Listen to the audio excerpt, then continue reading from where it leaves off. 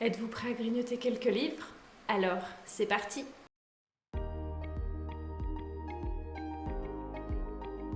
Bonjour et bienvenue sur la chaîne pour une nouvelle vidéo. Vidéo pile à lire, vidéo pour un challenge. Vous commencez à avoir l'habitude.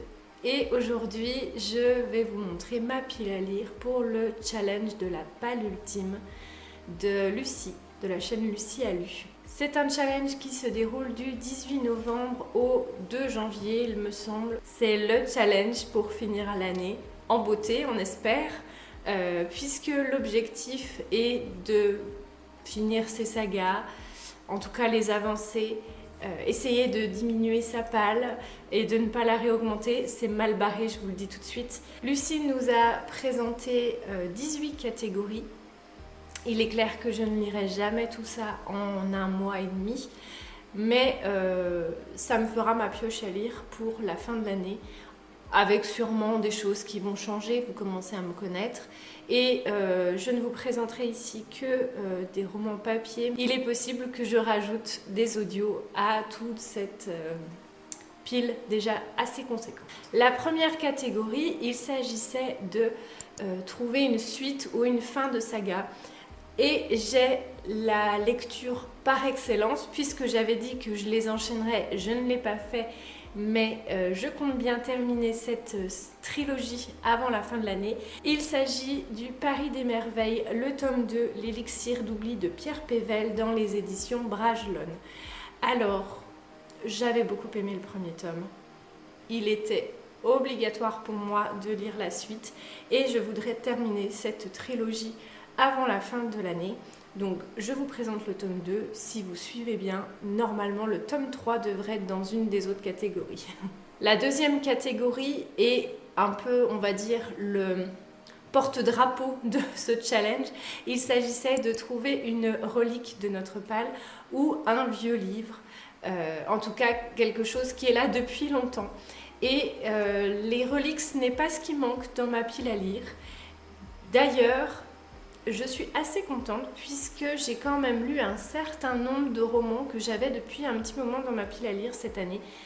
On reviendra là-dessus plus tard, mais voilà. Donc dans cette catégorie, j'ai décidé de mettre le Requiem des abysses de Maxime Chatham que j'ai ici dans ma pile à lire, je sais pas, depuis au moins 5 ou 6 ans. J'ai lu le tome 1, parce que c'est un diptyque, ça c'est le tome 2. J'ai lu le tome 1 en début d'année, il me semble, enfin en tout cas sur cette année-là. Et du coup, j'aimerais bien me lire le deuxième tome pour me dire que voilà, j'ai encore fini une saga. Ce serait formidable, me direz-vous. Donc ici, on est plus sur un thriller où l'on va suivre, je me souviens plus du nom du personnage, Guy de Timé, voilà, qui est un écrivain un peu raté, on va dire. Et dans le premier tome, il a permis d'élucider une partie de l'affaire qui tournait autour de l'exposition universelle de Paris. Donc on est en plus de ça dans les années 1900. Donc niveau ancienneté, on ne peut pas dire que c'est un vieux livre parce qu'il n'est pas si vieux que ça, mais la période de livre est assez ancienne, donc je trichouille, mais sans trop trichouiller. Et on n'est qu'à la deuxième catégorie. Attendez la suite. Troisième catégorie, il s'agissait de trouver un livre de saison. Alors, chacun a sa définition du livre de saison. Je vous avoue que je ne savais pas trop quoi mettre. Parce que je ne suis pas une lectrice de saison, donc c'est-à-dire que même si ça se passe en plein été, ça ne me pose aucun problème de lire ça en plein hiver. Mais je voulais quand même trouver quelque chose qui représente peut-être plutôt mon état d'esprit sur ces périodes automnales, hivernales. Et disons que je suis plus dans un mood un peu, pas triste, mais mélancolique, on va dire. Et j'ai beaucoup de mal avec cette période parce qu'on ne voit pas le soleil, on vit dans le noir tout le temps, j'ai horreur de ça. Et du coup, je me suis dit que ça serait pas mal de trouver un roman qui, alors au niveau de l'histoire, je sais pas, mais au moins au niveau de la couverture, représente un peu cet obscurantisme, on va dire ça comme ça. Et donc j'ai décidé de mettre Ordo de Anthony Combrexel dans les éditions 404. Vous voyez, il est très sombre, mais il y a un peu de lumière au milieu de tout ça, voilà. Non, en fait, je savais pas quoi mettre. Je me suis dit que j'avais envie de lire celui-là, donc bah voilà, ça tombait bien. C'est celui-là qui a été retenu. Donc ici, on est plus dans quelque chose de fantastique, je dirais, avec un ordre de magiciens qui veulent faire le plus gros cambriolage magique du siècle. Donc écoutez, je n'en ai jamais entendu parler, mais je me suis dit que voilà, ça passait plutôt bien dans cet item-là et pour cette période-là. Donc je vais lire ceci, peut-être, si je ne change pas d'avis d'ici là. Quatrième item, il fallait trouver un livre écrit par une autrice. J'en ai quelques-uns dans ma pile à lire, mais j'ai eu du mal à me décider sur un titre. Mais j'ai décidé de mettre quand même, donc vous l'avez vu dans mon Cocorico Challenge, que pour l'instant est un peu loupé. Du coup, si je pouvais le lire, ça pourrait me permettre de valider aussi une catégorie du Cocorico Challenge. Donc c'est Le Dieu d'automne et d'hiver de Pauline Cidre que j'ai dans les éditions Silex. Donc là, on est sur une histoire avec un dieu de la justice et de la vengeance qui est invoqué par un immortel, avec une créature odieuse qui pensait avoir tué et qui ne l'est pas. Enfin voilà, je ne sais pas trop le pitch de départ et je ne veux pas trop savoir. J'ai envie de me laisser porter un peu par l'histoire. Mais voilà, on parle de Dieu, on parle de justice, de vengeance. Donc je me dis que ça peut être sympa pour cette période-là et pour cet item-là avec l'item de l'autrice. Voilà, ça rentrait parfaitement là-dedans. Cinquième item, il s'agissait de trouver un roman écrit par un auteur ou une autrice francophone. Donc le Pauline Cidre pourrait aller aussi là-dedans. Et j'ai décidé de mettre La meilleure écrivaine du monde de Jonathan Werber dans les éditions Robert Laffont. Donc on est sur un auteur français. Et c'est un roman où on parle d'une intelligence artificielle qui veut écrire le meilleur roman du monde. Donc écoutez, un petit peu quand même de science-fiction au milieu de tout ça. Donc je pense que ça peut être assez sympa. Je n'ai pas lu de roman de Jonathan Werber pour le moment, mais ça peut permettre aussi de faire de belles découvertes. Donc pourquoi pas. Sixième item, il fallait lire un roman de SFFF. Les deux d'avant peuvent y aller aussi dans cette catégorie. En fait, je pense que je peux quasiment permuter un peu tous les bouquins que je vais vous présenter dans à peu près n'importe quelle catégorie qui est demandée. Donc, je verrai vraiment en fonction de mes envies pour faire matcher tel ou tel roman dans telle ou telle catégorie. Donc, pour cette catégorie SFFF, j'ai décidé de mettre Le journal intime d'un dieu omniscient de Adrien Mongol dans les éditions HSN, qui me fait très envie, que je trouve très énigmatique et voilà, j'aime beaucoup le résumé qui est un peu cynique. Je pense que ça peut être assez sympa, donc je verrai ce que ça donne. On est clairement sur de la SFFF puisque l'on va suivre un dieu qui va nous raconter son univers et comment il dirige le monde qu'il a créé. Septième item, il s'agissait de lire le livre le plus court de notre pile à lire ou de faire une relecture. Alors, ce n'est pas le livre le plus court, c'est un des plus courts. Puisque j'ai choisi Le mystère du tramway hanté de P.J. Lee Clark dans les éditions La Talente. C'est une toute courte novella qui fait une centaine de pages, il me semble, oui c'est ça, 101 pages. Alors par contre, c'est la deuxième novella de l'univers, je crois. Si j'ai bien tout suivi, normalement, il y en a un autre à lire avant. Mais je ne l'ai pas encore. Mais il va être dans une des catégories. Vous verrez ça plus tard, je vous montrerai. En attendant, on est sur un univers avec des djinns, donc pas du tout dans l'ambiance Noël, automne, hiver, parce que moi ça me fait plutôt penser au soleil et à la chaleur. Mais voilà, on est en Égypte en 1912 avec un djinn et puis une histoire d'enquête. Je ne veux pas en savoir plus, c'est tellement court que voilà, ce serait dommage de me spoiler la moitié de l'histoire. Donc on verra bien en tout cas ce que ça va donner. Huitième item, il s'agissait de lire un livre que l'on nous a recommandé, un cadeau ou un SP. Alors pour ma part, je pense que quasiment la moitié de ma pile à lire est là parce qu'on nous les a recommandés à un moment ou à un autre dans une vidéo que j'ai regardée. Donc c'était pas trop compliqué de trouver une recommandation. Le plus dur a été de choisir laquelle je voulais lire. Donc j'ai décidé de mettre Narco-Jeunesse de Anne Fakouri dans les éditions La Talente Poche, qui a été grandement publicité par Lucie justement, et vu que c'est son challenge, je me suis dit que c'était l'occasion en plus de lire un des romans qu'elle nous a recommandé. Donc ici on est plus sur un thriller un peu fantastique avec une infirmière qui est auprès d'enfants qui sont dans le coma, mais elle arrive à rentrer dans leurs rêves, un truc comme ça. Enfin, je veux pas savoir exactement de quoi ça parle. Ça m'intéresse beaucoup. Généralement, les recommandations de Lucie, ça matche plutôt bien avec ce que j'aime, donc du coup, je vais me laisser porter par ce qu'elle nous a dit. 9e item, il s'agissait de lire un livre que l'on a emprunté ou un livre d'occasion. Alors, c'est pareil, les livres d'occasion, c'est pas ce qui manque dans ma pile à lire. Le plus dur était également encore de choisir lequel je voulais. Et j'ai décidé de prendre un que j'avais mis dans le Cocorico Challenge et que je n'ai pas lu, mais voilà, qui me fait toujours autant envie. Donc il s'agit de L'œil du calamar de Gilles Warrenbourg dans les éditions Atria. On est plus sur un pitch SF avec une double temporalité et un calamar géant et une maladie qui a décimé une partie de la population et une mise en page un peu bizarre quand on regarde comme ça, avec des morceaux d'encyclopédie, des échanges de mails, des journaux, enfin voilà, donc ça a l'air un petit peu atypique. Je pense que ça va se lire assez vite également et ça m'intéresse, donc pourquoi pas. 10e catégorie, il s'agissait de lire soit un livre populaire, soit un livre qui a perdu sa hype. Alors, si je lis ce roman, je pense que je lirai pas grand chose d'autre sur le mois.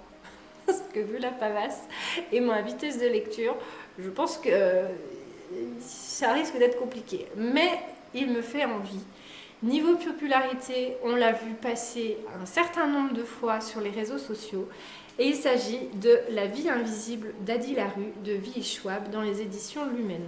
Alors voilà, on est sur une pavasse assez conséquente. Je ne suis pas sûre de le lire, clairement. Peut-être que ce sera cette catégorie-là que je passerai en audio et en trouvant un autre livre populaire, ou celui-ci, pourquoi pas. Mais bon, on verra. Je ne suis pas sûre que celui-là passe à la casserole. Il y en a d'autres qui sont populaires et que j'ai dans ma pile à lire, donc on verra, peut-être que ça switchera. En attendant, celui-ci me fait quand même très envie. J'ai entendu beaucoup de retours dessus. Un peu de tout d'ailleurs, du très positif, du moins positif, des abandons, donc on verra, je me ferai mon propre avis. 11e catégorie, il s'agissait de trouver un roman avec des couleurs automnales ou hivernales. Alors c'est pareil, c'est assez compliqué pour moi parce que je trouve que c'est compliqué de faire matcher des couleurs avec des saisons, mais pour moi, le côté hivernal, c'est plus des tons bleus, verts, etc. Et j'ai un roman que je veux lire, que je n'ai toujours pas sorti, qui est dans mon Pumpkin Autumn Challenge, qui est dans mon Cocorico Challenge et que je n'ai encore pas lu. Il s'agit du tome 2 du Manoir de Castle Cats, Les larmes de Cernunnos de Alain T. Puységur dans les éditions Scrinéo. Il me fait toujours très envie. J'ai juste un peu peur, c'est d'avoir oublié le tome 1 et du coup d'être obligée de le relire. Il est dans les tons orangés, donc il pourrait coller quand même à la catégorie avec les couleurs automnales finalement. Je sais que l'auteur a fait un résumé au début du roman du tome 1, mais je ne suis pas sûre que ça me suffise pour me souvenir de l'histoire. Donc je verrai, si je n'arrive pas à recoller les morceaux, je relirai le tome 1. La relecture pourrait aller dans une autre catégorie, donc bref, je peux me débrouiller. Et puis si c'est pas celui-là, ce sera un autre, il n'y a pas de souci avec ça. On fait bien un peu comme on veut. De toute façon, le principal, c'est de lire des choses qui nous intéressent. En l'occurrence, celui-ci m'intrigue beaucoup. J'avais beaucoup aimé le tome 1, donc pourquoi pas, on verra. La catégorie numéro 12, il s'agissait de trouver un roman soit que l'on présupposait à devenir un futur abandon ou qui nous faisait très envie. En l'occurrence, j'en ai choisi un, je le sens pas. Clairement, je pense que je vais pas aimer. Alors, de là à dire que je vais abandonner, c'est une autre histoire car j'ai rarement, voire, je vais pas dire jamais parce que je suis pas sûre de mon coup, mais j'abandonne très rarement des romans car je me dis toujours que je peux être surprise par quelque chose à la fin. et j'y arrive pas. Mon esprit ne veut pas abandonner, même quand ça me plaît pas. Donc on va dire en tout cas qu'il ne me plaira pas, et j'en suis quasiment sûre. Il s'agit de Ariel Queen, La Société secrète des Alters, de Michel J. Levesque dans les éditions Hugo. J'ai très peur parce que je pense que c'est du young adulte, en tout cas ça y ressemble, et j'ai du mal avec le young adulte. Je trouve ça souvent assez gnangnan. Et j'ai un peu peur là-dessus. Je sais, c'est une série qui a beaucoup de tomes, il me semble, mais je sais pas, je le sens pas. Avec des elfes, je me demande s'il n'y a pas une histoire aussi de loup-garou, un truc comme ça. C'est pas des trucs qui m'attirent plus que ça, mais j'avais quand même envie de le tester. C'est pour ça que je l'avais pris, sinon je l'aurais pas acheté et mis dans ma pile à lire. Mais ouais, je suis pas sûre de mon coup, donc je pense qu'il ira plutôt bien dans cette catégorie. La catégorie numéro 13, il s'agissait de lire un livre de notre genre préféré ou avec notre trope préférée. En l'occurrence, je me suis dit que c'était l'occasion de mettre ici le tome 3 du Paris des Merveilles, Le Royaume Immobile de Pierre Pével, toujours dans les éditions Bragelonne. Genre préféré, oui, puisque c'est de la fantaisie et ça reste mon genre favori. Le trope, j'ai pas vraiment de trope préféré, donc du coup, ça colle pas, mais j'ai rajouté, pour moi, c'est un univers que j'aime beaucoup. Donc, de là à dire que c'est mon univers préféré, non. Mais c'est un univers que j'apprécie énormément. Donc, ça matchait plutôt bien avec cette catégorie. C'est un tome 3, je ne vais pas vous lire le résumé, ce serait dommage que je me spoil. Mais voilà, si je pouvais lire au moins ces deux-là pour finir ma trilogie comme je le voulais avant la fin de l'année, ce serait vraiment top. La catégorie numéro 14, il s'agissait de lire un roman que l'on avait acheté sous une influence ou sur un coup de tête.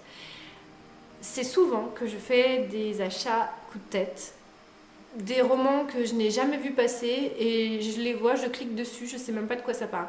En l'occurrence, c'est le cas de celui-ci puisque celui-là, je l'ai vu à la librairie, j'ai fait tiens, je connais pas, ça a l'air sympa, ça a l'air déjanté, vas-y, je le prends.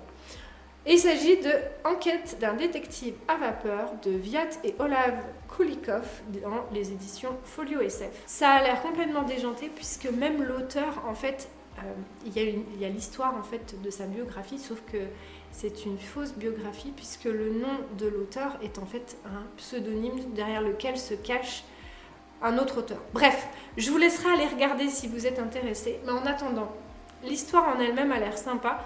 On est sur un roman steampunk avec de l'Uchronie, avec des enquêtes policières, mais à travers un journal, je crois, que le fils découvre du père. Un truc un peu azimut, mais ça a l'air sympa et clairement, je l'ai vraiment acheté sur un coup de tête sans vraiment savoir ce qui m'attendait. C'est vraiment le parfait livre pour cette catégorie. Catégorie numéro 15, il s'agissait de lire un livre réconfortant. Alors, chacun a sa définition du livre réconfortant. Pour ma part, c'était de trouver un roman dans lequel je me sente bien, que l'univers me plaisait. Et tout naturellement, l'univers qui m'est revenu à l'esprit, c'est les Annales du Disque Monde que j'ai découvert cette année, que j'adore. Et donc je vais lire le tome 5 des Annales du Disque Monde, Sourcellerie de Terry Pratchett, que j'ai dans les éditions Pocket. Voilà, c'est un univers qui pour moi est vraiment hyper intéressant, réconfortant dans le sens où on arrive à allier humour, fantaisie, histoire de vie, philosophie. Voilà, tout ce mélange fait que je passe toujours un très bon moment et à partir du moment où je passe un bon moment, c'est que c'est réconfortant.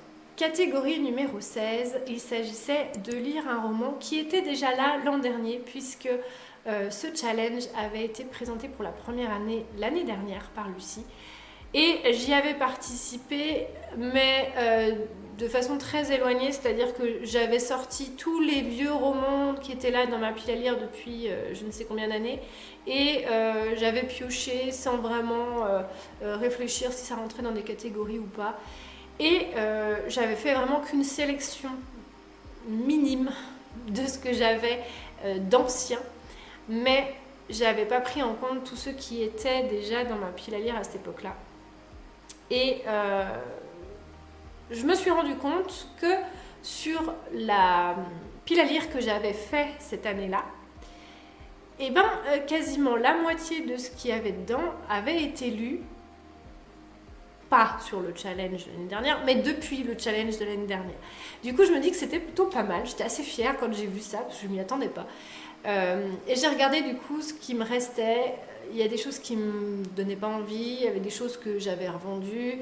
Voilà, donc je suis pas partie sur un roman que j'avais mis dans ma pile à lire de l'année dernière. Par contre, je suis partie sur un roman qui était déjà dans ma pile à lire l'année dernière, mais que j'avais acheté quelques mois avant, donc qui pour moi faisait pas partie d'une relique, qui commence maintenant à en être une par contre, et qui me fait très envie, mais vu que c'est un gros roman et que j'ai peur des gros romans, parce que je me dis que je vais y passer un mois dessus et que ça va me saouler, donc je les lis pas. Il s'agit de La piste des cendres d'Emmanuelle Chastelière dans les éditions Folio SF. Emmanuelle Chastelière, j'ai lu Emils, que j'avais adoré. Et ce roman-là, je l'avais acheté avant Emils, mais je ne l'ai toujours pas lu, alors que c'est un univers qui me paraît vraiment hyper intéressant. J'aime beaucoup la plume d'Emmanuelle Chastelière. Il pourrait aller aussi dans les couleurs automnales et compagnie, il peut aller dans d'autres catégories, c'est pas le problème. Mais voilà, c'est un roman qui fait 700 pages, je crois. Ouais, 735 pages.